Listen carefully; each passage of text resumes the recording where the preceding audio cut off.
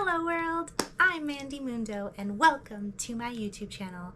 For this video, I will be going over the entire cost of my trip in Chile. So let's get started. So for this trip, it was my second solo trip and I did about 6 weeks in Chile, just a little bit under 6 weeks. And this was January to February. I actually left, well, when I arrived in Chile, it was New Year's Eve. And then I slept through New Year's Eve because I was really tired from my flight. So I'll technically say it started January of 2024. So I'll have costs in dollars and pesos just so you can kind of understand what the cost of pesos is, and then at the end I'll give the total cost in US dollars.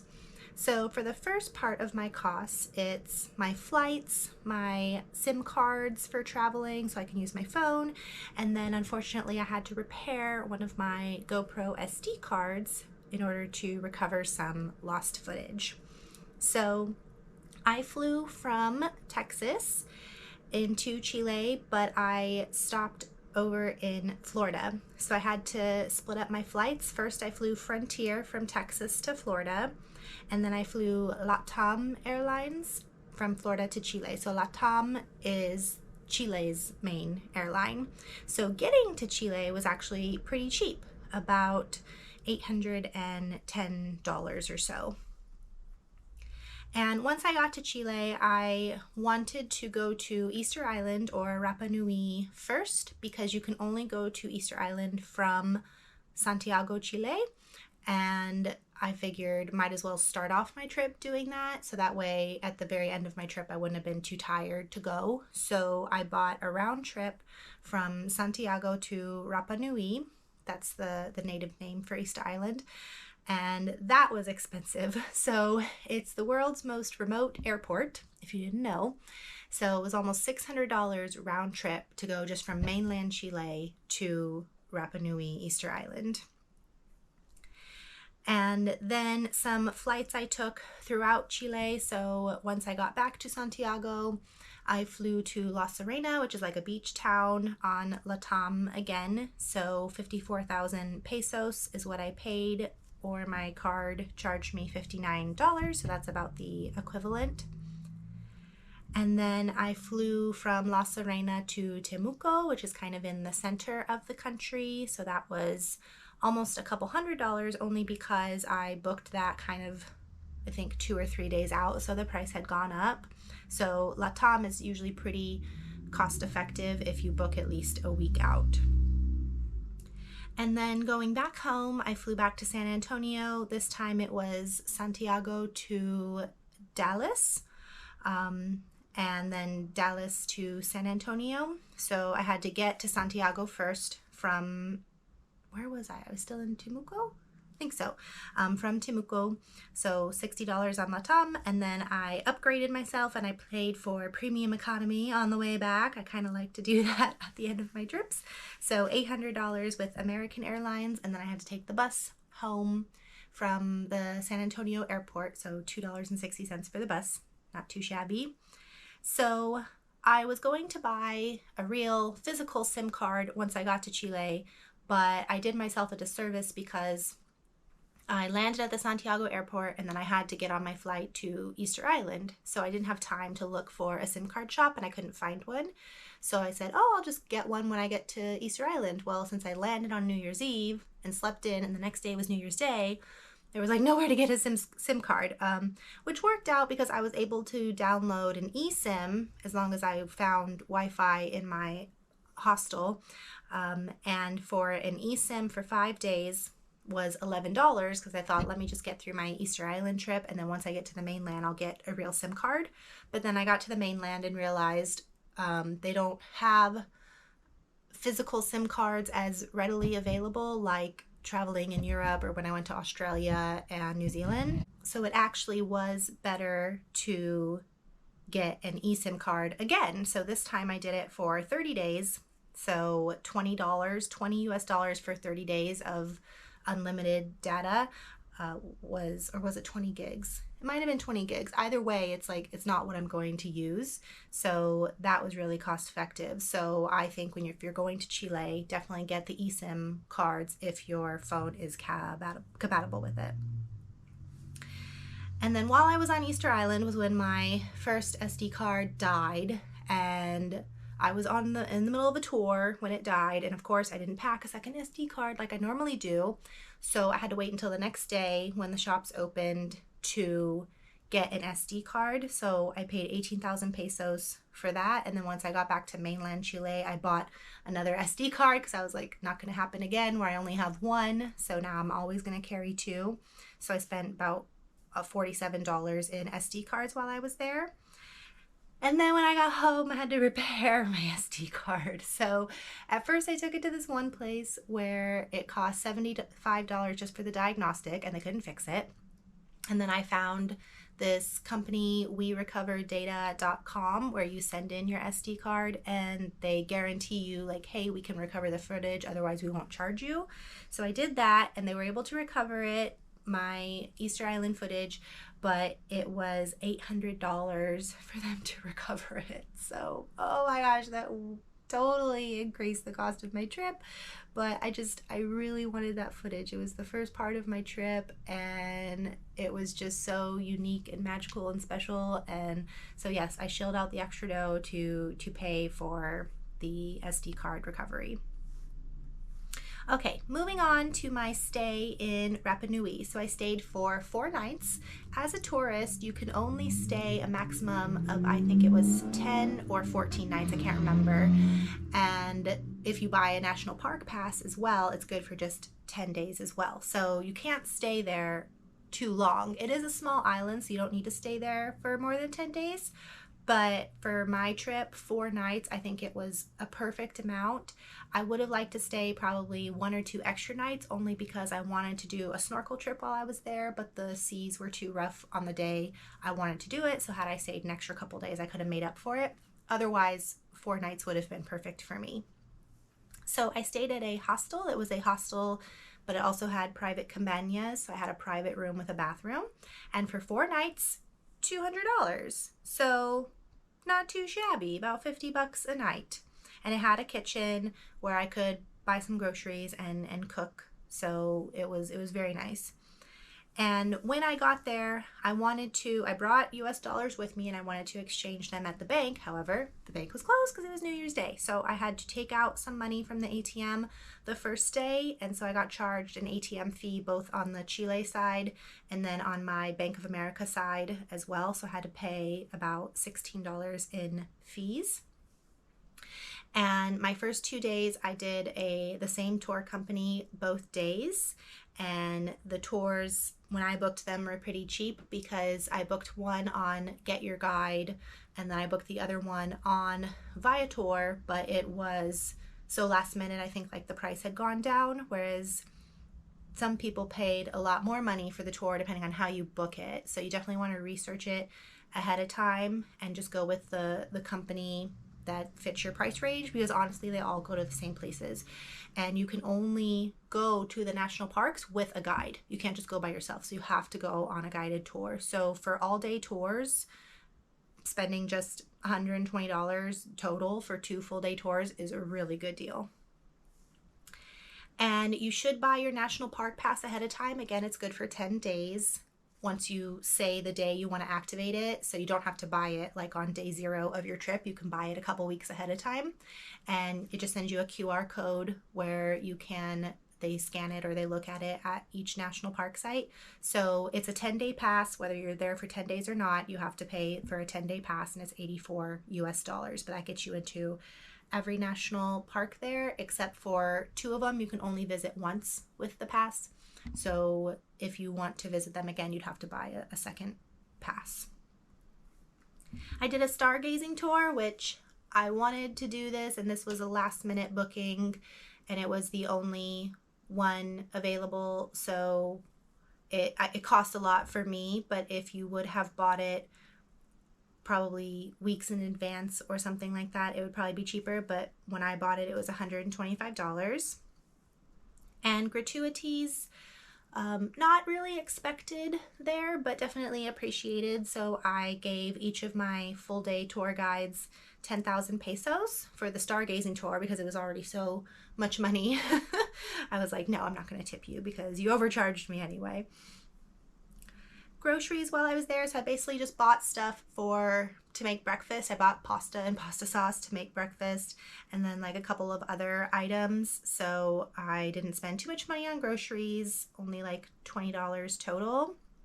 And then I went to restaurants, 2 or 3 of them, I think, maybe just 2 meals. One of them the first one I went to was when I learned that if you pay by card, a foreign bank card, you get charged a service fee versus paying by cash or a Chilean bank card, you wouldn't get charged. So when I paid for card, it would obviously increase it. So I spent $72 at restaurants once, then I switched over to cash and started paying cash.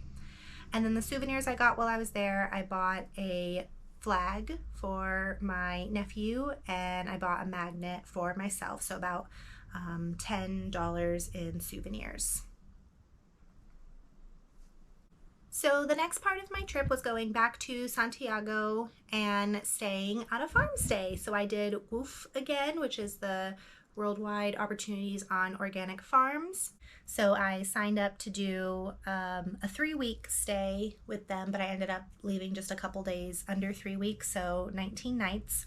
So to buy a membership, you have to pay for each country you want to use farm stays in. So WWOOF Chile was $40 for a year, so I could go to as many farms as I want in a year time for just $40. So when you think about it, $40 is the cost of staying somewhere for 19 nights. I mean, that's a pretty good deal. I had to get myself from the airport to the farm owner's office in Santiago, so that was a pretty expensive taxi. It was late at night. I didn't want to figure out the public transportation system, so I just shelled out the extra dollars and paid for a taxi. And then before I went to the actual farm, I had a day in Santiago where I could just go shopping. So this is where I downloaded my second eSIM card, but I bought some toiletries and some snacks for the farm. So I spent $20 at the Humboldt market. I went to Starbucks for lunch, so I got a salad and a hot chocolate for lunch. So I spent $12 there. Pretty expensive eating at Starbucks, even in other countries. And then while I was at the farm stay, I did 2 different excursions where they were guided hikes, and they were just 5,500 pesos a piece, so about $12 for 2 guided hikes, full day hikes, so pretty cheap excursion. Other than that, that's the only money I spent in Callao on the farm stay. So the farm owner, he buys all the groceries, and then your lodging is free. You just have to work to earn your free lodging and your free room and board. So I didn't spend a lot of money in those 2.5 weeks in Chile, but it was a great experience. I got to work with the horses, I got to work in the vineyard, and then also work with local children. So it was a very good experience, and I'm definitely looking forward to other farm stays I do in other countries, just because not only for the free lodging and meals aspect, but just the experience overall. All right, next up, I went to La Serena. So this is the beach town. So I spent 4 nights there, and I stayed at the Hotel Club, which after staying on a farm with not even a real shower, I was like, I'm going to spoil myself. I'm going to stay at a fancy hotel. Well, a fancy hotel for La Serena is about $120 a night, so not expensive at all, and it included breakfast.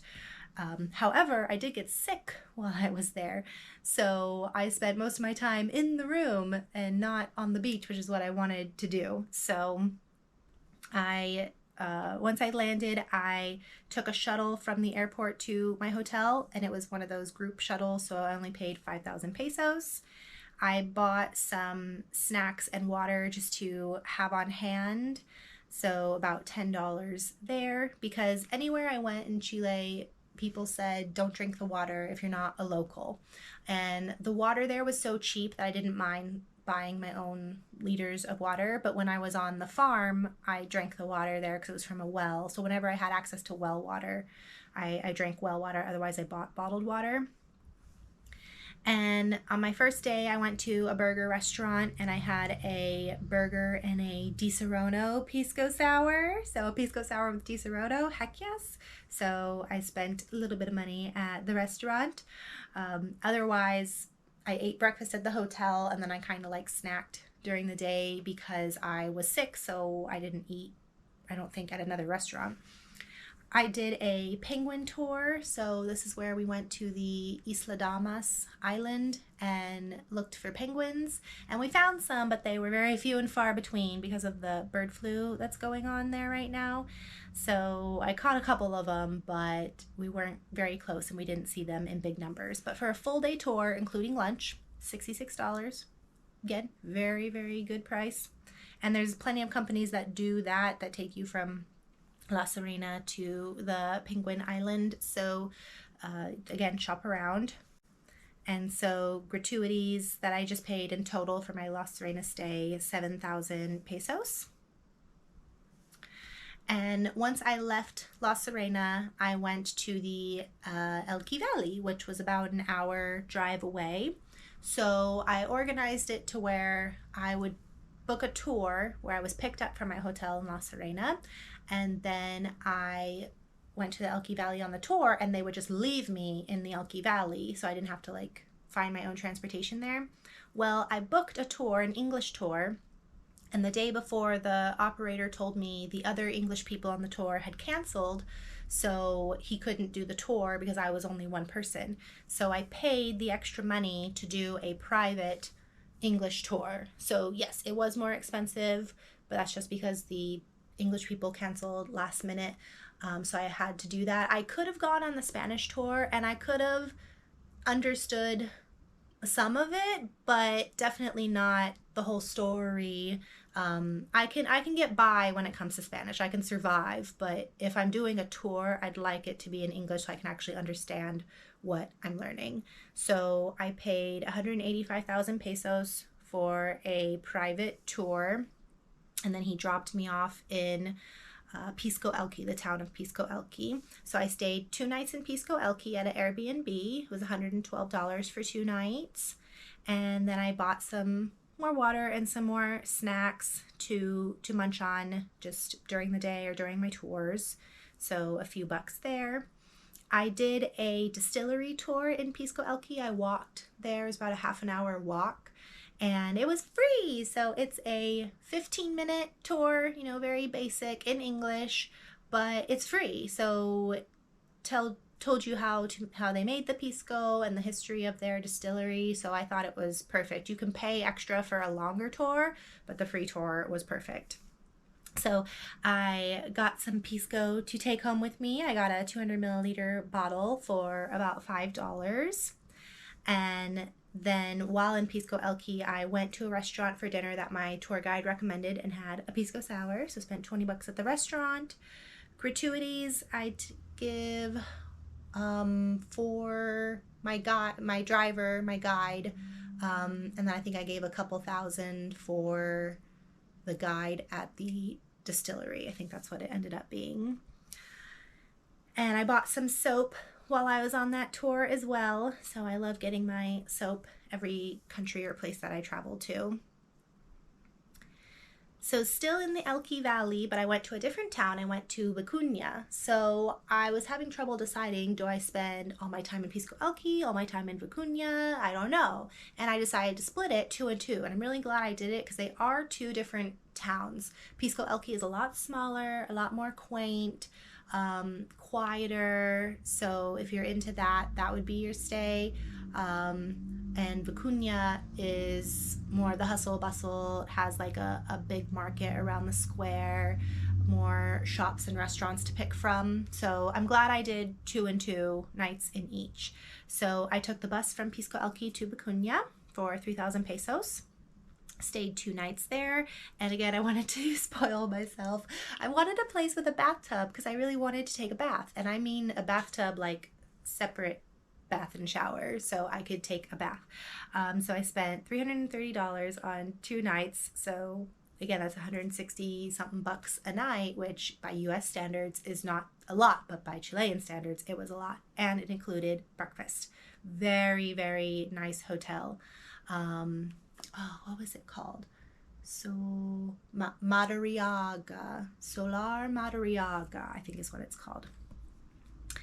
Bought some snacks while I'm there. I always had snacks around, whether it was cookies or chips or trail mix. I always just had snacks on me.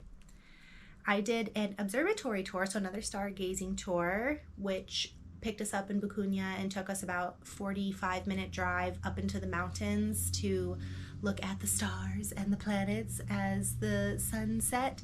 So that was a very cool experience. $47 for, it was about a 3-hour tour. And then I bought my Elqui Valley magnet while I was there, very cheap. And I ate dinner, I went to 2 different restaurants for dinner. Had pasta one night and then ceviche and french fries. Another night I ate a lot of ceviche in Chile. So $40 on dinners.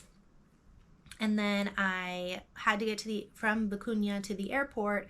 I could have taken the bus, but my flight was so early in the morning, I had to hire a driver. So the hotel organized that for me. So I spent $33 on a 1-hour trip to the airport back to La Serena. And then I flew to Temuco. So in Temuco, while I was on my penguin tour, I was talking to some Chileans, and I heard them speaking Spanish, and I heard them say a few different things that I was catching up on, and I was like, and I asked them in Spanish, "Donde está?" Like, where did you go? Because it sounded nice. And they told me Conguillo National Park, that they really recommended it. So I said, sure, I'll go. So I found this company, which was actually a husband and wife, where he does all-inclusive stays. So your meals, your lodging, and then he'll take you on tours in the area, and he's next to Conguillo National Park. So this was a all-inclusive package of 2 nights. So he picked me up from Temuco Airport, took me back to his house, and I ate dinner, spent the night, and then the next day was an all-day Conguillo National Park where we saw the volcanoes and the Araucaria trees and waterfalls and different things like that. So he spent all day with me. It was a private tour because I was the only one in my party, obviously, so it was more expensive. It would have been different if I were traveling with 2 or 3 people.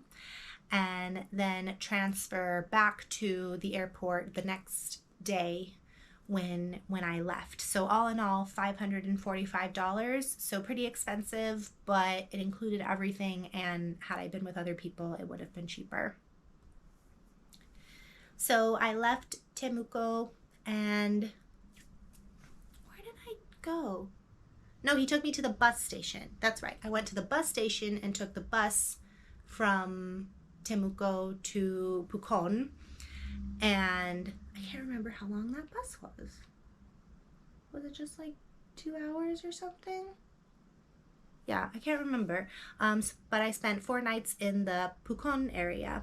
So I wanted to see the Termas Geometricas, the thermal baths, and I was interested in a volcano climb. So I figured that going to Pucón, I would be kind of near those things and just book my tours out of Pucón. And I'm really glad I did that because Pucón is a very nice town. It's like a ski resort town, and I didn't know, I wasn't expecting that going in. So I stayed at another kind of hostel stay, but I had a private room and private bathroom, the Espacio Ecolai, and it included breakfast. So $282 for 4 nights. And I did the Villarrica volcano climb, my first excursion. It was $130 for all day, but doesn't include food. You have to pack your own snacks and water. And then I left them a $10,000 tip. So, sorry, 10,000 peso tip. But that was the hardest excursion, hardest activity I've ever done in my entire life. definitely during it, I was not having a gay old time, but at the end, when we got to slide down the volcano, I was having a gay old time, but it was so hard.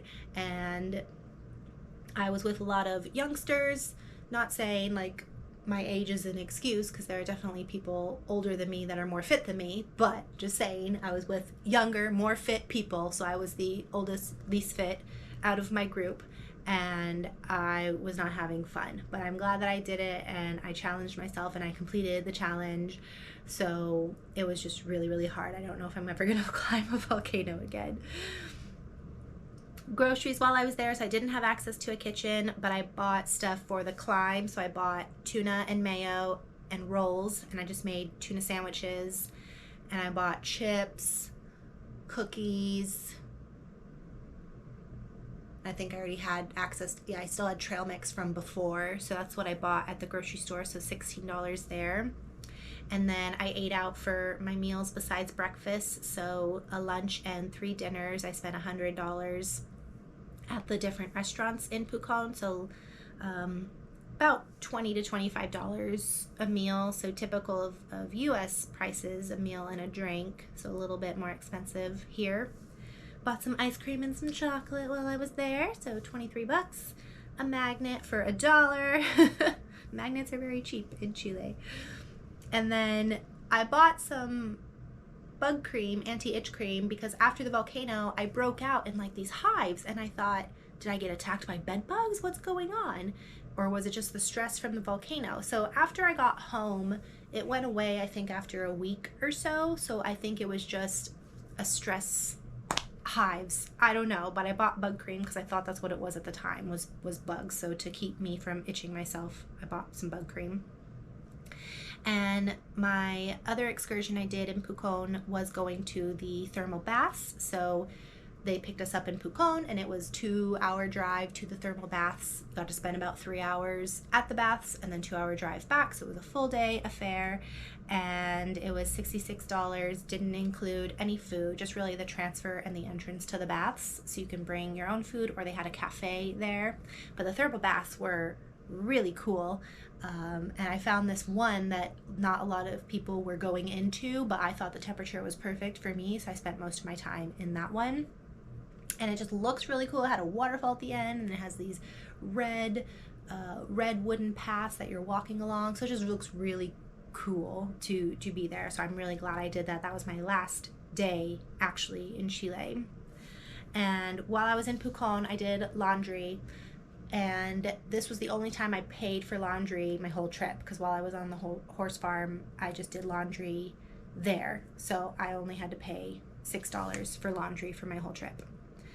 And then I did the transfer service. I think it was called Transfer Araucania, where they pick you up in Pucón and take you to the airport, again, as a group transfer. So you just schedule it, and that was $14. So really easy transfer back to the airport to finish my trip.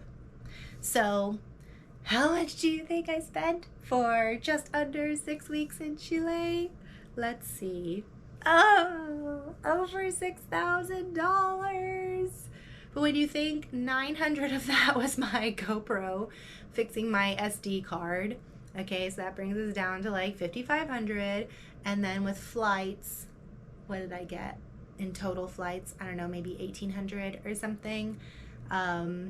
So yeah, like maybe more like $4,000 just in Chile as a whole, when you don't count my flights and my GoPro. So for 6 weeks time for one person, again, I can always do better. I can always be cheaper, but sometimes I just like to spoil myself, and I like to do the activities I like to do. I'm not going to not do the stargazing tour because it was $125. Like, if that's what I want to do, I'm going to do it. So $6,000 for my whole trip in Chile, $6,400. So I would definitely do it again, and I actually cut it short a little bit because I was getting a little tired and a little homesick and just tired of being alone, really. So I didn't do the whole bottom half of Chile. So I'll definitely have to go back at some point in my life. So that was the cost of my Chile trip for a solo trip just under 6 weeks. Thank you so much for watching my video, and we'll see you next time.